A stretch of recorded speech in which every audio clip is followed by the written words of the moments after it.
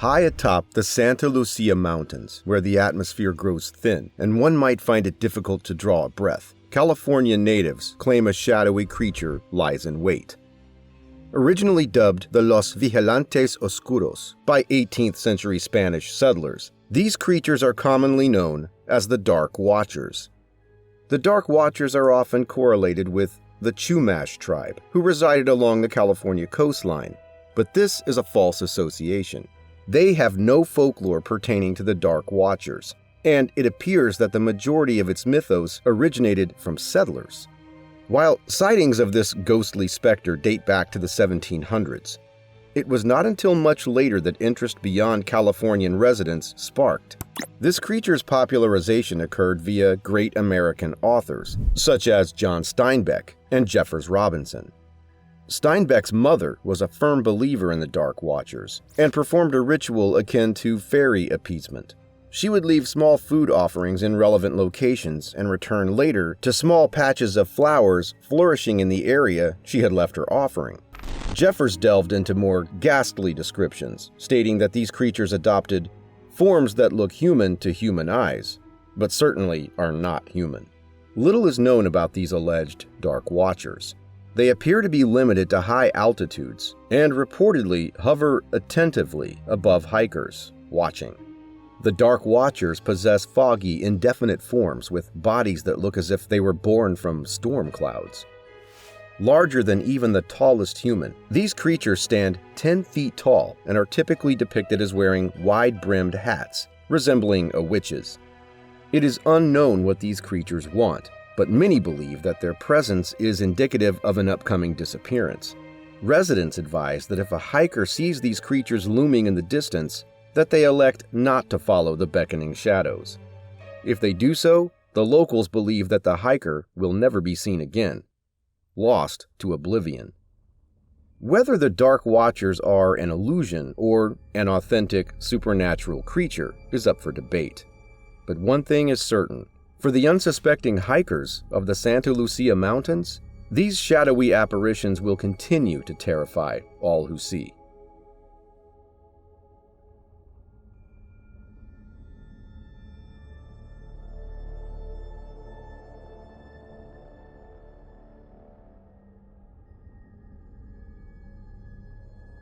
Located in Brookdale, California, the Brookdale Inn and Spa, formerly known as the Brookdale Lodge, offers guests luxury accommodations within its historic facility.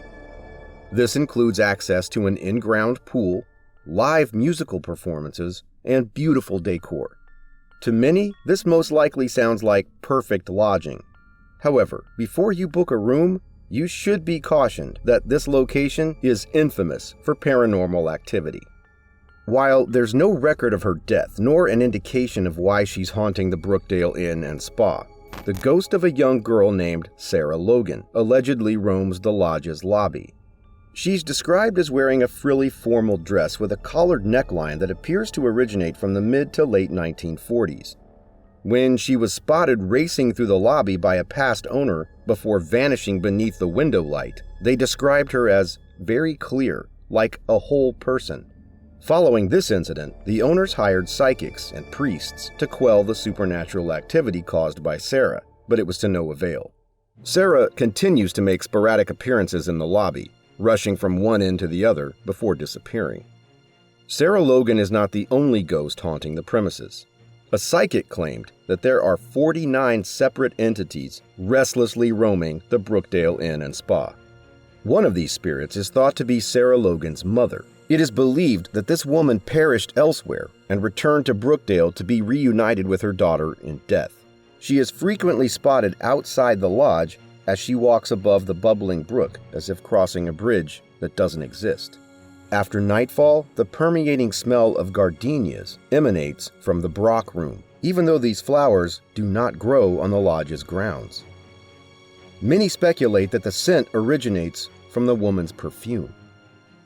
Widespread supernatural activity occurs throughout the facility, including guests reporting the presence of big band music with no apparent musicians, doors slamming on their own, and a cold pressure exerted by unseen forces. While these reports come from a myriad of locations within the hotel, it's room 46 that is most notorious for paranormal events. This wing of the lodge was allegedly constructed over camping cabins.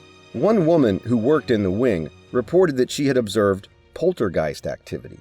Objects would be thrown across the room, as indiscernible shapes flew with them.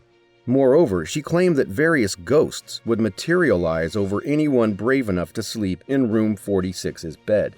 The faces of these apparitions would often be vague, the mere suggestion of an expression. But sometimes the ghosts would materialize as corporeally as possible. She described seeing a young boy between the ages of 10 and 12, a bloody-faced man with a deep gash running diagonally upon his face, and an elderly gentleman with one of his eyes dangling from its optic nerve to rest upon his cheek.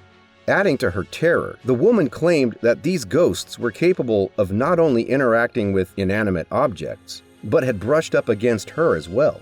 While the Brookdale Inn and Spa may seem like the perfect vacation lodging, its ghostly guests make the location unsuitable for the faint of heart.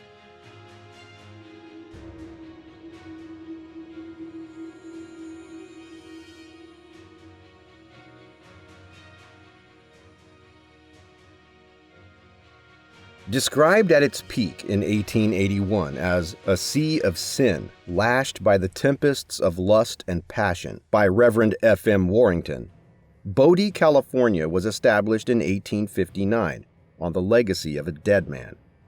William Bodie moved east across the Sierra Nevada mountain range in search of a fruitful location for mining gold. He found just this in what is now known as Bodie Bluff. Unfortunately for William, the winter he set to establish a new mining company was long and harsh. He perished beneath the weight of a snowstorm before he was able to see the success of his town. Perhaps cursed by its founder, this town did indeed see success in terms of gold, but it quickly devolved into a place of lawlessness.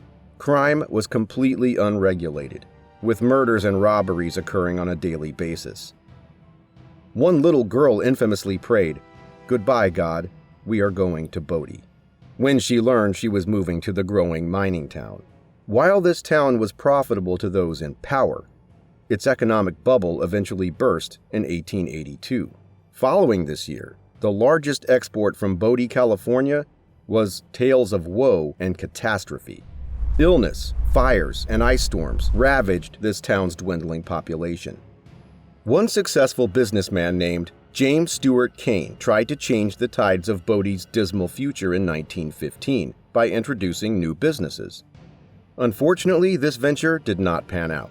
While it did experience some initial success, both the mill and the lumber company that Kane had acquired and invested in closed towards the end of 1916. Further tragedy struck the few who had survived the Great Depression when an unattended toddler destroyed 95% of Bodie's buildings. This young boy was playing with matches when a tiny spark grew into a devastating inferno.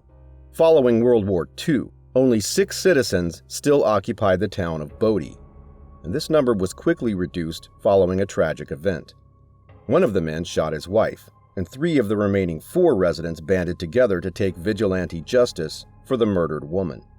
They executed the man, but that did not rid them of his presence. His spirit would continue to stalk them, angrily shaking his fist. All 3 men shortly succumbed to a mysterious illness thereafter. Bodie was officially considered a ghost town by the end of the 1940s and was later declared a state historical park in 1962. Many tourists have been attracted by the historical lore surrounding this ghost town, along with the supposed apparitions haunting it. A multitude of ghosts supposedly haunts this location. From a heavy-set maid who will reportedly sit upon sleeping visitors, to the Angel of Bodie, the lingering spirit of a 3-year-old who is often seen playing with an unknown entity. Many paranormal presences are said to occupy this ghost town. More than that, there is an urban legend that if anyone steals anything from Bodie, even something as simple as taking a shard of glass as a memento, the undead community will rise and punish the thief. The ghosts will stalk and cause misfortune to those who steal from their town, until all items are returned.